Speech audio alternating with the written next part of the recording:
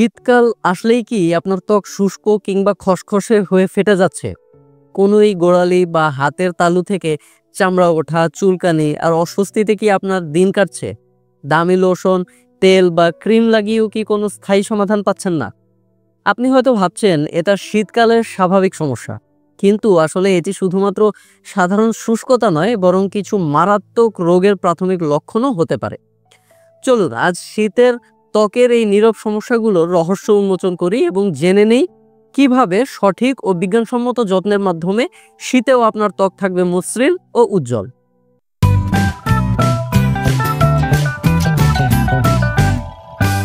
আসসালামু আলাইকুম, আমি ডক্টর গাজী সাজ্জাদ হোসেন। আমার স্বাস্থ্য বিষয়ক ইউটিউব চ্যানেলে আপনাদের সবাইকে স্বাগতম।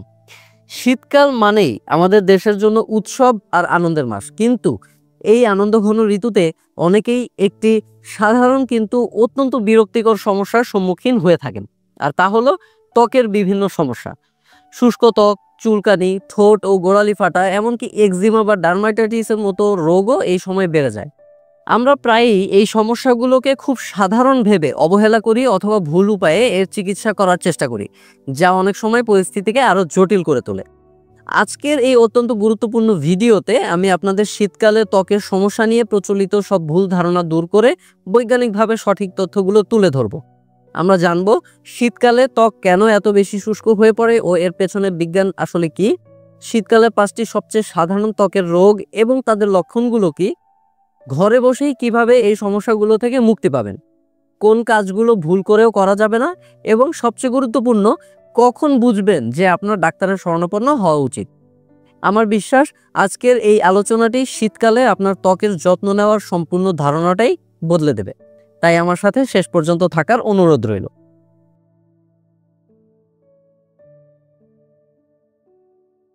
চলুন একদম গোড়া থেকে শুরু করি।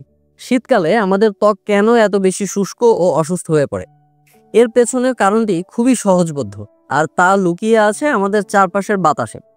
স্বাভাবিক অবস্থায় আমাদের ত্বকের উপরিভাগে একটি প্রাকৃতিক প্রতিরক্ষা স্তর বা স্কিন ব্যারিয়ার থাকে, যা মূলত লিপিড বা চর্বি দিয়ে তৈরি। এর প্রধান কাজ হলো ত্বকের ভেতরের আর্দ্রতা বা ময়েশ্চারকে ধরে রাখা এবং বাইরের ক্ষতিকর উপাদানগুলোকে ভেতরে প্রবেশ করতে বাধা দেওয়া।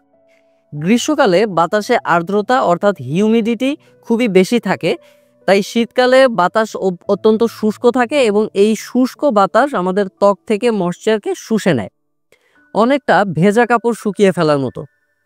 পাশাপাশি ঠান্ডা বাতাস আমাদের ত্বকের রক্তনালীগুলোকে সংকুচিত করে দেয়, যা ত্বকের রক্তপ্রবাহ কমিয়ে দেয় এবং আমাদের ত্বকের প্রাকৃতিক তেল অর্থাৎ সিবাম উৎপাদনকেও প্রভাবিত করে। এছাড়াও আমরা সবাই শীতকালে উষ্ণ বা গরম পানি দিয়ে গোসল করতে পছন্দ করি, কিন্তু অতিরিক্ত গরম পানি আমাদের ত্বকের সিবাম এবং প্রোটেক্টেড লেয়ারকে ধুয়ে ফেলে, যা ত্বককে আরও ড্রাই ও আনপ্রোটেক্টেড করে তোলে। আবার অনেকেই শীতকালে পানি পান করার পরিমাণ কমিয়ে দেন, যা শরীরের ভেতরের আর্দ্রতাকেও কমিয়ে দেয়, আর ত্বকের উপর এর প্রভাব কিন্তু খুবই মারাত্মক। এই কারণগুলো সম্মিলিত প্রভাবে আমাদের স্কিন ব্যারিয়ার ক্ষতিগ্রস্ত হয়, ফলে ত্বক থেকে দ্রুত আর্দ্রতা কমে যেতে থাকে, ত্বক শুষ্ক ও খসখসে হয়ে পড়ে এবং শীতকালে বিভিন্ন রোগের জন্য সংবেদনশীল হয়ে ওঠে। সহজ কথায়, এই অবস্থায় আমাদের ত্বক অনেক বেশি সেন্সিটিভ হয়ে পড়ে।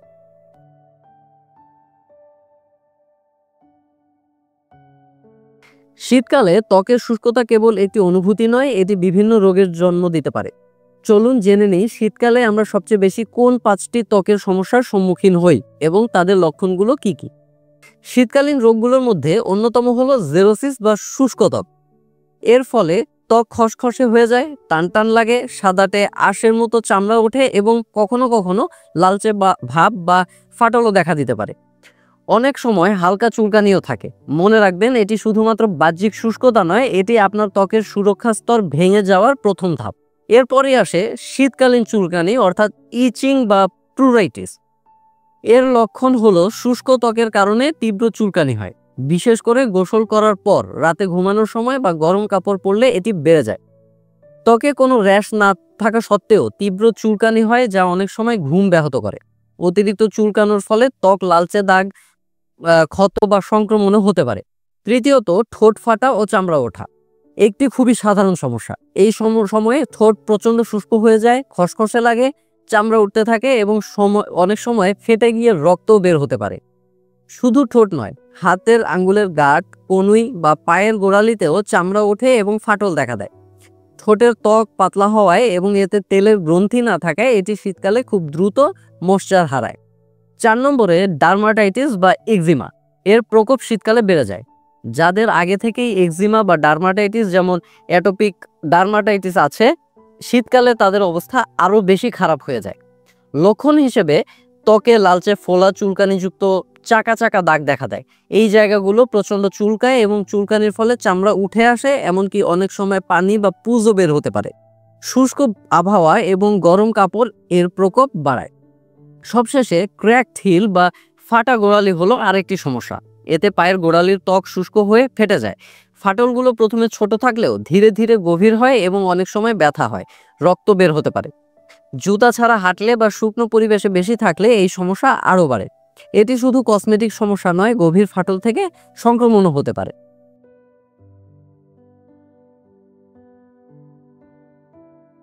এতক্ষণ তো আমরা সমস্যাগুলো জানলাম, এবার চলুন সেই সমাধানগুলো জেনে নিই যা আপনার ঘরে বসেই আপনি করতে পারবেন। এই পদক্ষেপগুলো বৈজ্ঞানিকভাবে প্রমাণিত এবং আপনার ত্বককে শীতেও সতেজ রাখতে সাহায্য করবে। প্রথমত, সঠিক ময়েশ্চারাইজার ব্যবহার করুন। শীতকালে হালকা লোশনের বদলে ঘন ক্রিম, অয়েন্টমেন্ট বা পেট্রোলিয়াম জেলি ব্যবহার করা ভালো। যাদের ত্বক বেশি শুষ্ক তারা সেরামাইড বা হাইলোরনিক অ্যাসিড সমৃদ্ধ ময়েশ্চারাইজার বেছে নিতে পারেন।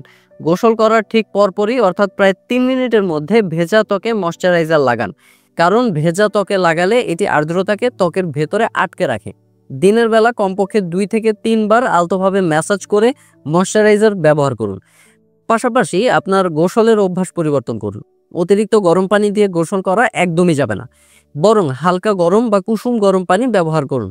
গোসলের সময় কমিয়ে নিয়ে আসুন, অর্থাৎ 10 মিনিটের বেশি সময় নয়, কারণ দীর্ঘক্ষণ গোসল করলে ত্বকের প্রাকৃতিক তেল নষ্ট হয়ে যায় এবং ত্বককে আরও শুষ্ক খসখসে করে তোলে। গোসলের পর বা শরীর শুকানোর সময় গাঢ় তোয়ালে দিয়ে ত্বককে ঘষাঘষি করবেন না, এতে ত্বকে মাইক্রো টিয়ার বা ছোট ছোট ক্ষত তৈরি হতে পারে। এর পরিবর্তে আলতোভাবে চেপে চেপে শরীরের পানি শুকান। এছাড়াও হাই ফ্র্যাগ্রেন্স সমৃদ্ধ কঠোর সাবানের পরিবর্তে ময়েশ্চারাইজিং বা মাইল্ড সোপগুলো ব্যবহার করুন, যা ত্বকের পিএইচ মাত্রাকে প্রভাবিত করে না, কারণ তীব্র ক্ষারযুক্ত বা ফ্র্যাগ্রেন্স সমৃদ্ধ সাবান ত্বকের প্রাকৃতিক তেল শুষে নেয় এবং পিএইচ ভারসাম্য নষ্ট করে দেয়, যা ত্বকের ইরিটেশন ও শুষ্কতা বাড়ায়। পর্যাপ্ত পরিমাণে পানি পান করুন। শীতকালে তৃষ্ণা কম লাগলেও শরীরের ভেতরের আর্দ্রতা ধরে রাখার জন্য দিনে অন্তত 7 থেকে 8 গ্লাস পানি পান করা অত্যন্ত জরুরি। এর পাশাপাশি ঘরের বাতাসে আর্দ্রতা অর্থাৎ হিউমিডিটি ধরে রাখতে পারাটাও জরুরি। যদি আপনার ঘর খুব শুষ্ক হয়, বিশেষ করে হিটার ব্যবহার করলে, তবে একটি হিউমিডিফায়ার ব্যবহার করতে পারেন। এটি ঘরের বাতাসে আর্দ্রতা বাড়িয়ে আপনার ত্বককে শুষ্কতা থেকে রক্ষা করবে। এছাড়াও পোশাক নির্বাচনে সতর্ক থাকুন। সরাসরি উলের পোশাক পরবেন না, কারণ এটি ত্বকে ঘষা লেগে চুলকানি বাড়াতে পারে। তাই উলের নিচে সুতির একটি নরম পোশাক পরুন। নরম সুতির কাপড় পরিধান করাটা এজন্য জরুরি যেন শরীর অতিরিক্ত গরম হয়ে না যায় ও আপনি ঘাম এড়িয়ে চলতে পারেন, কারণ ঘামও ত্বকে ইরিটেশন তৈরি করতে পারে। শীতকালে ঠোঁটের বিশেষ যত্ন নিতে হবে। ঠোঁট ফাটা প্রতিরোধ করতে নিয়মিত ভালো মানের লিপ বাম ব্যবহার করুন। রাতে ঘুমানোর আগে পেট্রোলিয়াম জেলি লাগাতে পারেন। মনে রাখবেন, ঠোঁট জিহ্বা দিয়ে চাটবেন না, কারণ এতে ঠোঁট আরও বেশি শুষ্ক হয়ে যায়। আরেকটা জিনিস মনে রাখা খুব বেশি প্রয়োজন, আর সেটা হলো ত্বকে প্রচণ্ড রকম চুলকানি হলে নখ দিয়ে না চুলকানো। প্রচণ্ড চুলকানি হলে নখ দিয়ে চুলকালে ত্বকে ক্ষত তৈরি হয়, যা থেকে জীবাণু ঢুকে সংক্রমণ হতে পারে। এক্ষেত্রে চুলকানি কমাতে হালকা করে চাপ দিন বা ঠান্ডা কিছু দিয়ে আলতোভাবে ঘষে দেখতে পারেন। এর ফলে চুলকানি আস্তে আস্তে কমে আসবে।